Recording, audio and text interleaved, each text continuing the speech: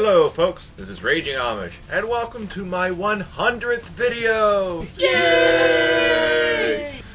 It's hard for me to believe this hobby has become such a big part of my life. I love making these videos, and am so grateful for the support I get. I have a wonderful girlfriend who supports my love of video editing, and a fan base of viewers who truly make me want to keep going.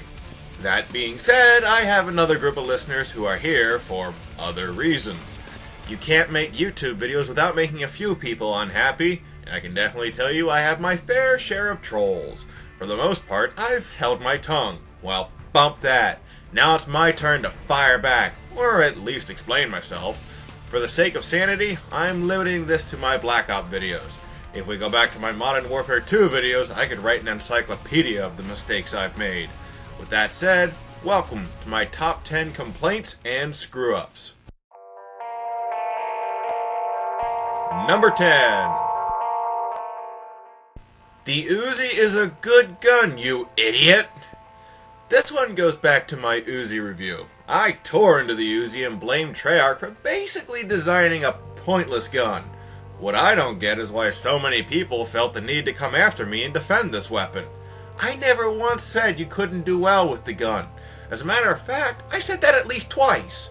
You can do well with the Uzi. My point has always been that it's simply outclassed. For instance, why would I choose the fat chick if I know I can have the hot girl who puts out? The Uzi is bad. Flat out bad. I don't use it and I stand by my statements. Number 9.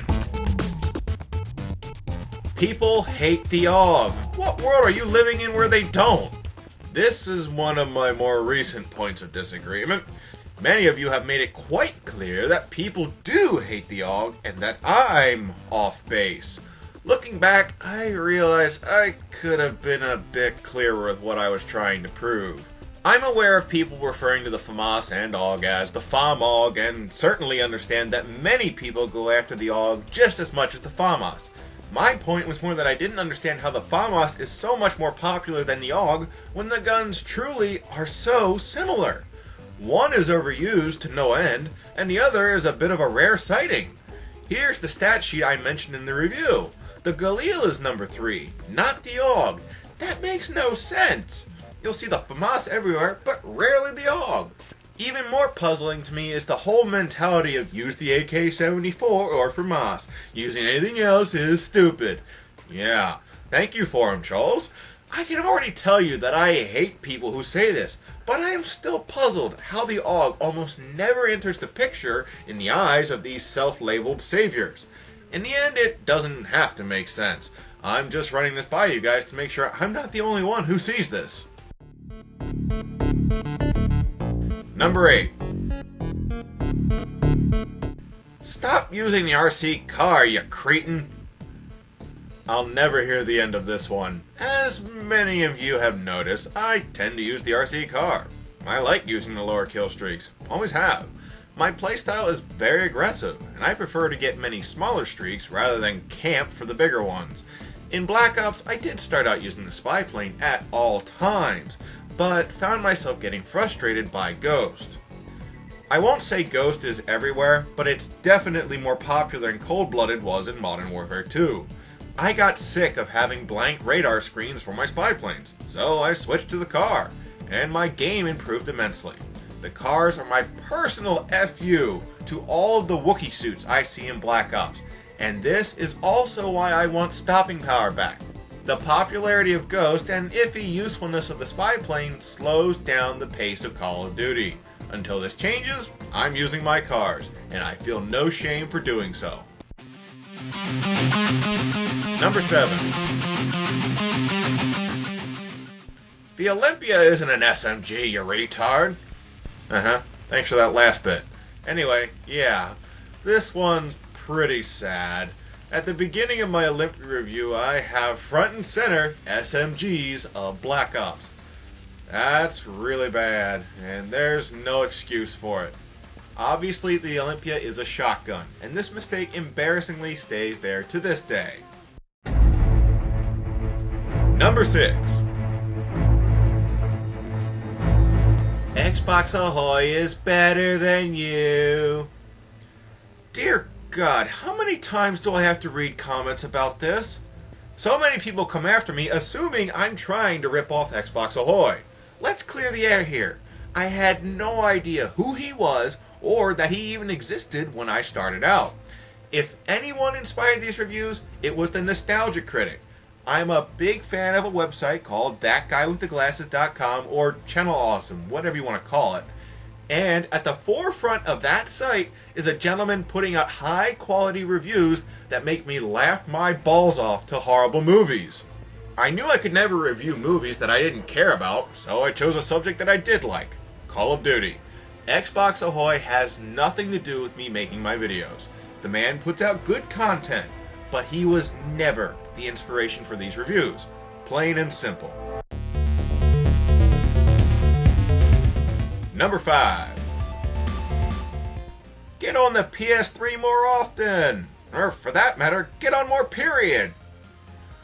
This one comes from the viewers on both consoles. As my channel grew, I started to add more subscribers to my friends list on the Xbox. And when I got a PS3, I did the same. Unfortunately, the amount of time I have to game as of late isn't as much as I used to have. I have a full-time job as an engineer and spend my weekends with my girlfriend. Such is the way of life. Unfortunately, many of my PS3 fans feel they've been especially neglected. The fact is, the PS3 got the shaft from Treyarch at the game's release. The network connection issues for Black Ops on the PSN network are awful. I am one of many who can't seem to get a lag-free game on the PS3. To my fans on the PS3, I'm not ignoring you. I just can't stand the lag. I'm crossing my fingers Modern Warfare 3 isn't like this. Number 4. Dude, your spelling sucks. You could make a montage of my spelling errors, and no, I'm not making one because I would be an old-timer by the time I finished it.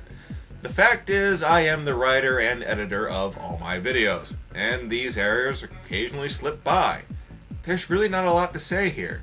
I clearly should spend a bit more time looking for these mistakes, but to be honest, I think that would slow the pace of my video production down to a crawl. I'm not a horrible speller, people. I'm just a lazy editor. Number 3.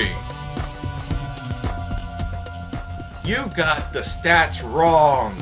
Oy vey. You would think that as the creator of a gun reviewing series that I would bother to check that I got the stats right.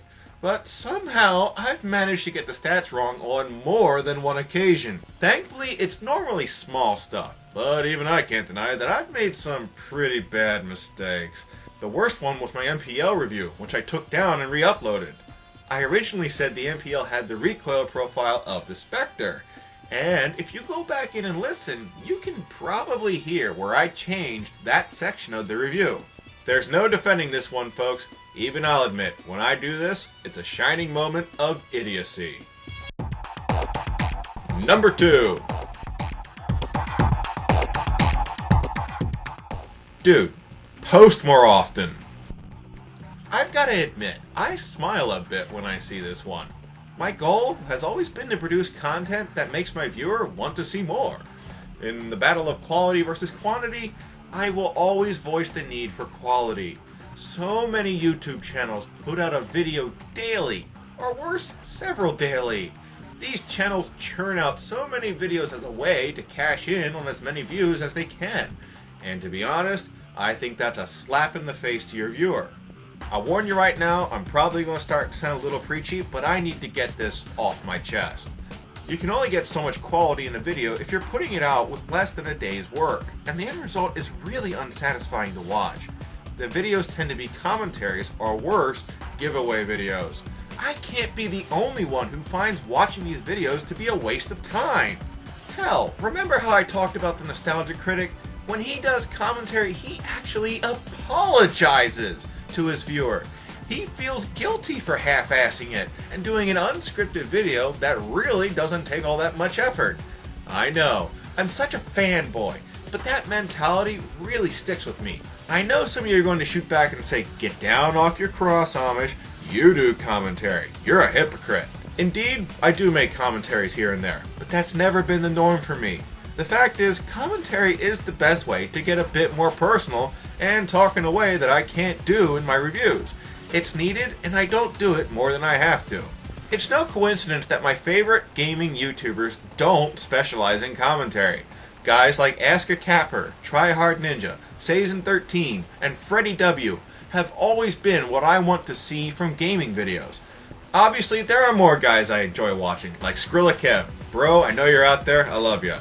You see, I like it when guys go that extra mile to make their videos something special, and you can clearly see the joy they feel when making their videos. In the end, I'm a bit preachy, I know. I can't help it. I can only cross my fingers that the COD community will raise its standards a bit. If the quality of your videos isn't improving, it's declining. That's how I look at it. Quality over quantity. Always. And the number one complaint I get is... Hey! Review this gun!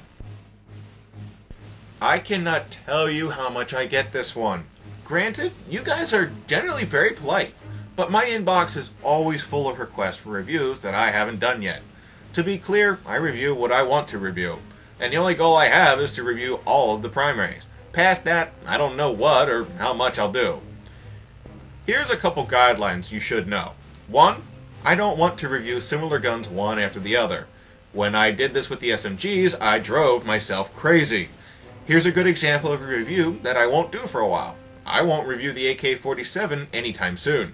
I did a review of the Commando recently, and the fact is, these two guns are really similar.